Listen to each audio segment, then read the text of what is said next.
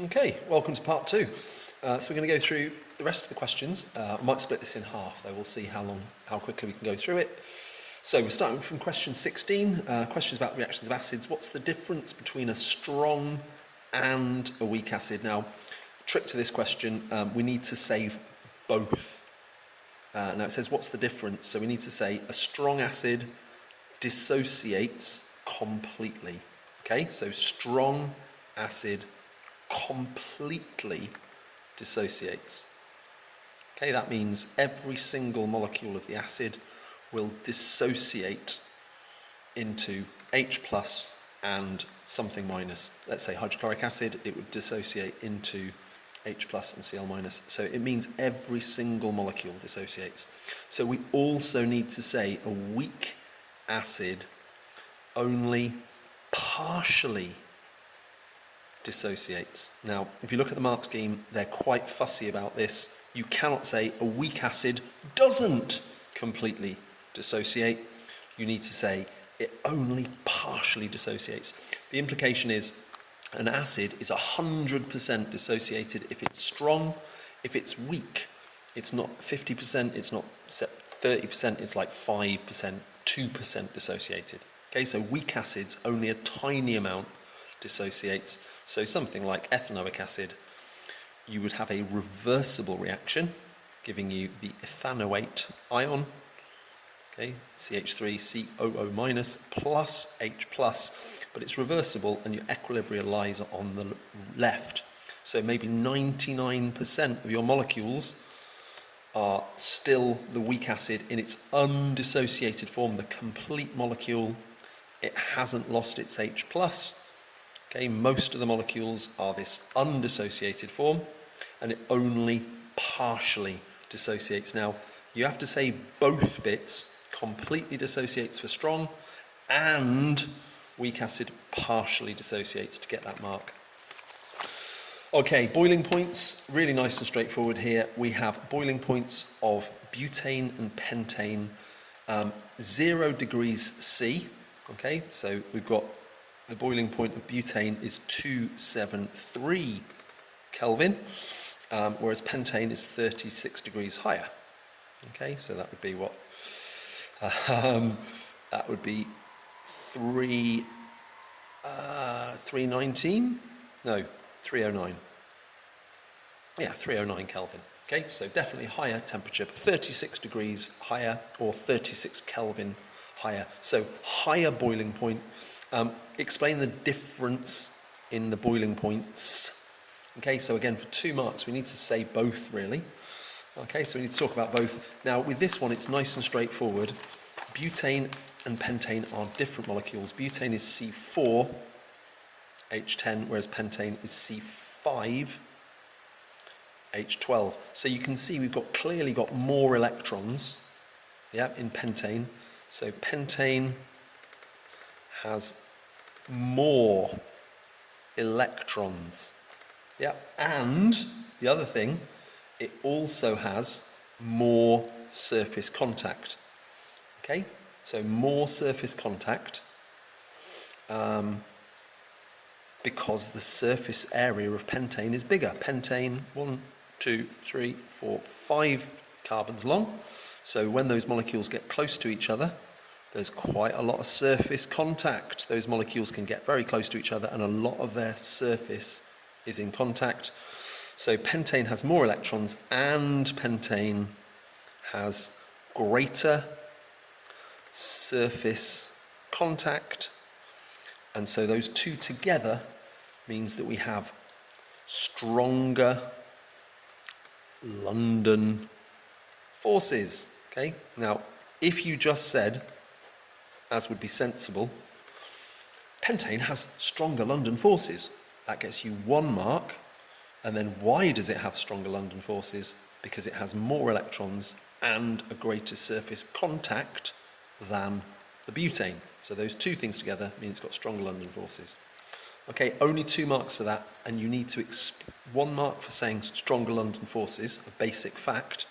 Intermolecular force in alkanes is London forces only, and then explaining why they have difference in London forces is the electrons and the surface contact. You need to be really careful with this. With London forces, sometimes they are all isomers of the same molecular formula. So that's like that multiple choice question where we had to decide which of these alkanes had the highest boiling point. Here, it was just about surface contact. With butane and pentane, if you just say pentane has more electrons, so it's got stronger London forces, you only get the London forces mark. You need to say the electrons are greater in pentane and the surface contact is greater. Okay, so dot and cross for HCN. Okay, hydrogen cyanide is bonded by a single bond between H and C. That's nice and straightforward. So it's telling you we've got a single bond between the H and the C atoms. We can do that straight away. Hydrogen, we know, only has one electron. Carbon's got 4 electrons. It's in group 4. Look, we can easily find that out. Carbon, group 4. Yeah, 4 electrons in the outer shell. So we can then say, well, so I'm going to use crosses for carbon. So 1 bond here, and then that's our single bond between H and C done. And then we have a triple bond between the C and the N atoms. Well, that's really handy. Notice it says H, C, N. Now, I marked quite a lot of papers where someone had written that down, which is great. Single bond between the H and the C, and then a triple bond between the C and the N. Yep, so if we draw that out, we can see here, single bond there, and then we need a triple bond between nitrogen and carbon. And then remember carbon, I said I was using crosses. Carbon has 4, and luckily we've got a triple bond, so one of them in the single bond, and then 1, 2, 3 in the triple bond, and then nitrogen. How many electrons for nitrogen? 5 in the outer shell. So nitrogen, 5 electrons. Well, that works perfectly. So I'm going to do dots for nitrogen's electrons. 1, 2, 3, and then 4, 5. Okay, so there we go. Dot and cross, 2 marks, and you get, I think, 1 mark for the triple bond being correct. And if everything else is correct, so you've got hydrogen bonded to carbon and carbon to nitrogen, and you've got a single bond for hydrogen, 8 electrons in the outer shell of carbon, 8 in the outer shell of nitrogen, and 2 in hydrogen, you get the second mark. Okay, relative atomic mass, we've done this in lesson very recently, so this is super, super fast. In fact, we did this exact question as a starter. I didn't quite realise, because it was quite a few weeks after we'd done the mock. And so for this one, we just add up for our relative atomic mass. We just need to do the mass number, or the MZ value, so 54 times that percentage, okay, and then we're going to add up all those mass numbers or isotope. It might have MZ value, it might say mass number, could say anything, but 54, 56, 57 and 58, all we do is we multiply the percentage by the mass number and add it to the next percentage times the mass number. So mass number 56 times our percentage each time, keep adding them all up, and then we do that and we divide the lot by 100. Now, I suggested in lesson a much quicker way is to, instead of doing 78.54% and then divide by 100, 80.88% divide by 100, if instead we can just turn this into a decimal, so I'll move my decimal place to here, so it's 0.7854. 7854. This one is 0.0888, and so on. This one, 57 times 0.0510, and then I've run out of space here. And then I'm going to add 58 times 0.0748. Add those up together, and we get a relative atomic mass of 54.6298, and then that's 1 mark if you do all that, but then 2 decimal places, 54.63, 2 marks. Okay, systematic name. Okay, question 19b, systematic name. So this is iron, Fe, and then it's iron bonded to oxygen, so it's iron oxide. And then we should remember, that's interesting, because iron oxide can be Fe2, O3, or we quite often come across FeO. Now, we need to say, why is there two different ones? And everyone says, oh, that's because iron can be +2, or it can have an oxidation number of +3. Now, in this case, what's the oxidation number of the iron? And this is always the way it works. The brackets in our systematic name tell you the oxidation number for the element that comes immediately before the bracket. So iron here, in this compound, is +3. There's two +3s, okay, so 2 iron ions adds up to +6, and that's why we've got 3 oxides. -2 for oxide, remember, so that's -6, -6 for the oxygen, +6 for the iron. So it's iron 3 oxide. Roman numerals, either like that, or even, I used to do mine like that. Okay, iron 3 oxide. 1 mark. Balancing with this one, it's not the easiest one to balance, although most people gave it a go. Now, the easiest thing to do here is to say, well, look, if I'm struggling to balance this, why is that? Well, I've got oxygen in 2 different compounds here, so it can look a bit confusing. But here's the key. Look what happened to our iron. Yeah, the iron started out as iron on its as a +3.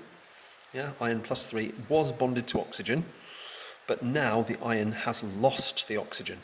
And where's the oxygen gone? Oh, it's gone to the carbon. Okay, carbon had 1 oxygen. Over here it's got 2 oxygens. So that's nice and simple. Each carbon can receive 1 more oxygen. Yeah, carbon can pick up 1 oxygen and go from CO to being CO2. So it's gained 1 oxygen. So we say, well, how many oxygens do we have? We have 3 oxygens that need to be removed from the iron. So if I've got 3 oxygens to remove, to leave me with iron, then I need 3 COs. Okay, if I have 3 COs, then each CO gains 1 of those oxygens, so I get 3 CO2. And now I can count up, and I've got a total of 1, 2, 3 oxygens here, and then 1, 2, 3 here. So on the left-hand side, we've got 6 oxygen in total, and you can see I've got 6 oxygen here. And then the last thing to do is balance up the iron. We have 2 iron atoms here, and then that means we need 2 there. Okay, so we can leave that empty. Some students chose to put a 1 in there, not necessary. Okay, Fe2O3 plus 3 CO forms 2 iron and 3 CO2. 1 mark. Righty, over the page. Okay, we're investigating zinc. Okay, nice one. So we've got a balanced equation, fully balanced for us, and we've got a ratio of hydrogen to zinc. We can see here nicely, 1 zinc produces 1 hydrogen, or 2 HCl produce 1 hydrogen. We've got ratio, and we've got a volume, and we've got a concentration, and we've got a mass. But here's the thing, loads of people totally miss this. This is excess. So the moles of zinc are irrelevant. Ignore it completely. If you see something's in excess, it will play no part of your calculation, because we don't know how much of that zinc's reacted. To do that, we have to work out how many moles of HCl have reacted, and that's all we need. So it says the volume of hydrogen that should be produced, nice and straightforward. We have 2 HCl making 1 mole of hydrogen. Yeah, so nice and straightforward. If I can find my moles of HCl, then I can halve it, and that will tell me the moles of hydrogen gas. And if I know the moles of hydrogen gas at room temperature and pressure, I can work out the volume. So let's do the first thing. We've got a volume, and this is what I would always do. I've got a volume in centimetres cubed. I've got a concentration in mole dm minus 3. So instantly, I can do number of moles of HCl is equal to C times V. And then don't forget, your volume is in centimetres cubed. Your C concentration is in moles per decimetre cubed. So that volume really needs to be divided by 1,000, and then we can just extend that over both. Yeah, so C times V divided by 1,000 in one single step. So we've got 50 times 0.1 over 1,000, which is going to give us the number of moles, which is the first mark, which is 5.00 times 10 to the minus 3. Okay, so that's my mole of HCl, and I would always write down mole HCl. So you said moles of HCl equals that. Okay, and then what do we need to know? Well, it wants the volume of hydrogen. Okay, so I can see my ratio here. I've got the moles of HCl, but it's 2 moles of HCl gives you 1 mole of H2. So if I had 2 moles, I'd only get 1 of H2. The moles of H2 is half the moles of HCl. So if I divide this by 2, I get 2.5 times 10 to the minus 3. Okay, and that's my moles of hydrogen gas. Okay, and that's my second mark. And then third mark, all we need to do is work out the volume at RTP. Now, remember, the number of moles of gas at RTP is, the volume of 1 mole of gas at RTP is 24. Yeah, so I need to know my moles, okay, but I need that in decimeters. Well, I don't need it in decimeters cubed, I actually want it in centimeters cubed. But remember, that 24 is decimeters cubed.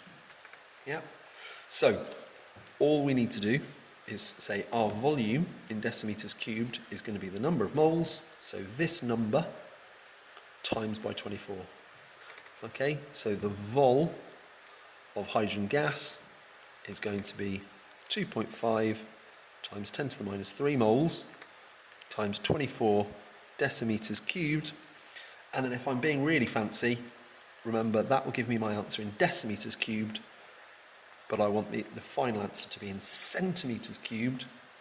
Okay, so the answer that I'll get will be tiny because it's a very small volume in litres or decimeters cubed.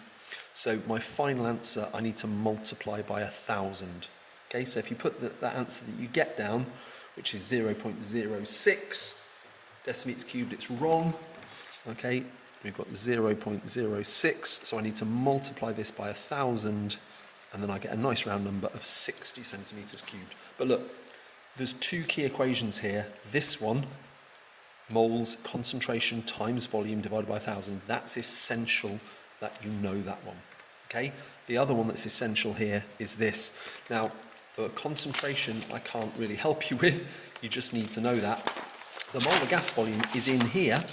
Okay, so our molar gas volume is given 24 decimeters cubed per mole.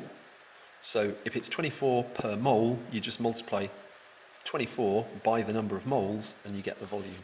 But without those 2 equations, you're not going to get 3 marks on this. So those 2 equations, essential for A-level chemistry. Righty, 21. Oh, this was done really, really well. We haven't done much on fair testing, variables and all that kind of stuff. Most people got 2 here, which was awesome. The rate of decomposition of hydrogen peroxide can be increased by adding a small amount of manganese oxide, which is a catalyst. So we've got a decomposition reaction here. A solution of hydrogen peroxide just decomposes. Now, obviously that would be very slow at room temperature. If we add a catalyst, it will happen faster. The student plans to compare the rate of decomposition using different metal oxides. Okay? Now, it's saying they're going to vary the metal oxide, so manganese, and then they might try copper oxide, iron oxide, whatever. So that's the thing they're changing. What do they need to keep the same? Well, we've got a solution. So I would suggest the most important one is the concentration of H2O2 AQ. Concentration, you've got to keep that the same if we want to measure the rate of reaction. The only thing they're changing is the catalyst, so keep the concentration the same. Other things that affect rate, apart from the catalyst and the concentration, temperature is an obvious one. Okay, temperature must be kept the same. Okay, there's a whole list of things. You've got gases, So we could talk about pressure. We've got concentration of the hydrogen peroxide.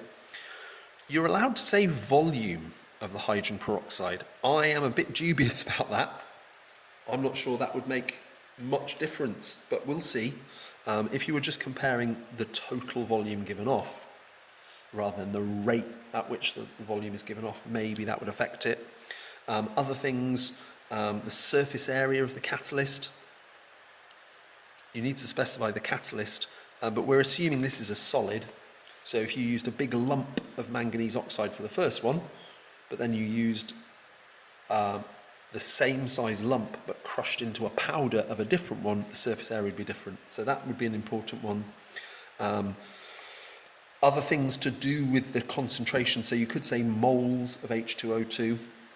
You could say things about the catalyst, so the amount or mass of the catalyst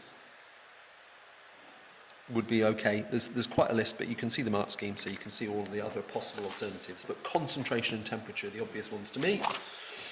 Okay, lovely one here. I thought this was amazing. Most people got 4. First thing to do, it says we've got a rate graph, so they're measuring the volume of gas given off. We will do this literally in the first week of year 2. Okay, first week of year 2, we're going to do this exact experiment. Nice and straightforward, not with a catalyst and not H2O2, but we'll be measuring with a gas syringe. So a line of best fit, it needs to have all of the points taken in. That was pretty ropey. You can see I've missed that one, but the curve is smooth. I've missed the anomaly because it says circle the anomalous result, so I get a mark for that. I get a mark for a smooth curve. The smooth curve has to go through the origin because we've got a point there. Okay, you have a point with the origin, so you don't get the smooth curve mark unless you've attempted to go through all the points, and it's fine to miss out that one and that one. Maybe some teachers would be a bit mean about that. Mine's not the greatest, but I just did it freehand. That's 2 marks, a curve, measure the anomaly, and then it says use your graph to determine the rate of reaction. So hopefully we are all confident that 50 seconds, okay, so there's my 50 seconds, I need to draw a tangent to my curve at that point. So I go up the 50-second line until I get to that point, put my pen there, I'm going to put a little dot on there, just to make sure. Go and grab a ruler. Okay, I'm sure you all had a ruler in your exam. And then I just need to put a line of best fit, a straight line, and it needs to match the steepness of the line at that point. Now you can see it starts off very steep at 0. By 20, it's become less steep. I'm tilting my ruler more and more that way. Okay, so very steep at the start, slower as the concentrations of the substances decrease, and then at this point, the rate is pretty much that steep. And then I would do a solid line all the way to the top here, and all the way to the bottom there. Okay, that gets you a 3rd mark. Okay, so one of those 2 marks is for drawing a tangent, just drawing that line. And then if you can do that, then all we need to do to show our working, I've shown the working on the graph with my tangent. Notice it doesn't mention the word tangent at all, but most people drew a tangent. That gets you 1 mark. And then if you can't do anything else, you've got yourself 1 mark.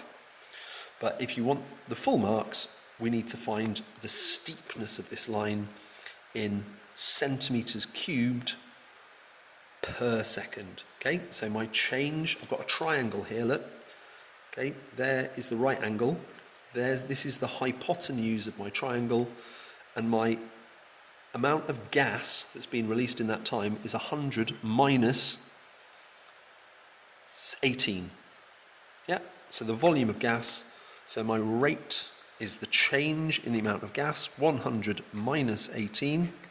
That's this distance from here to here.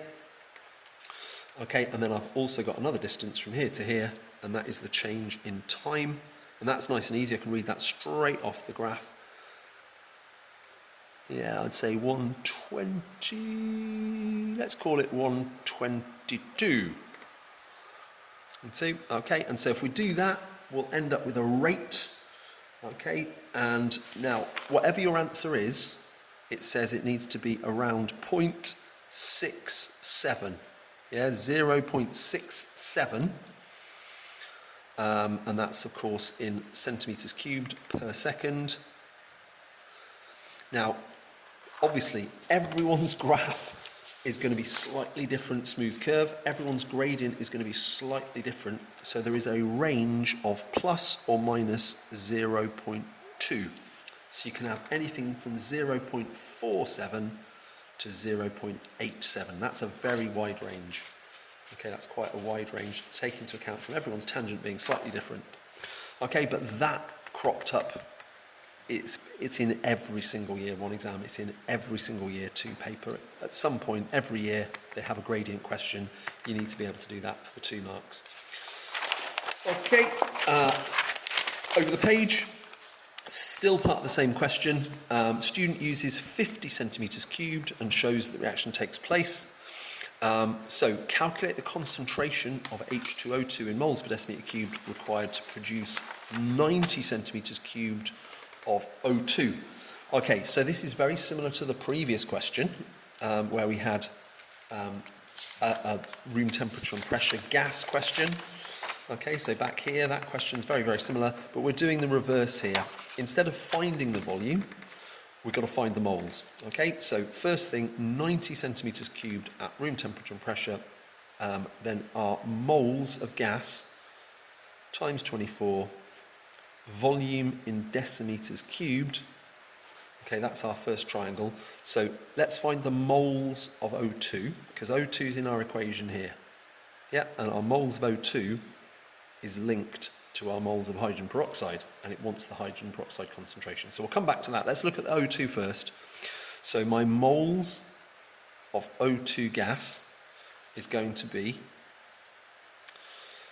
so 90, that's in centimetres cubed, so I need to convert it to decimetres cubed. So we've got 90, and I'm just going to put times 10 to the minus 3. So that's dividing it by 1,000 to make it into decimetres cubed, divided by 24. Okay, so straight away there, we've got ourselves a mark for finding moles. So that's 0.00375 mole of O2. Now, second mark is nice and easy because we can see here the ratio is 1 O2 is produced from 2 H2O. So if I had 1 mole, it would have come from 2 moles of this. So the moles of oxygen need to be doubled. Okay, so I can just times by 2 and then say I've got 0.006, 0.00, double that, yeah, it's going to be 75. Okay, 0.0075 mole of H2O2.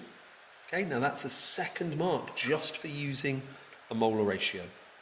Now, that makes me think, if you were not sure how to find the moles of oxygen, but you can see in the question it says calculate the concentration of this, if you just write down moles of oxygen times by 2 equals moles of H2O2, you might get an error carried forward for that, just from using the ratio.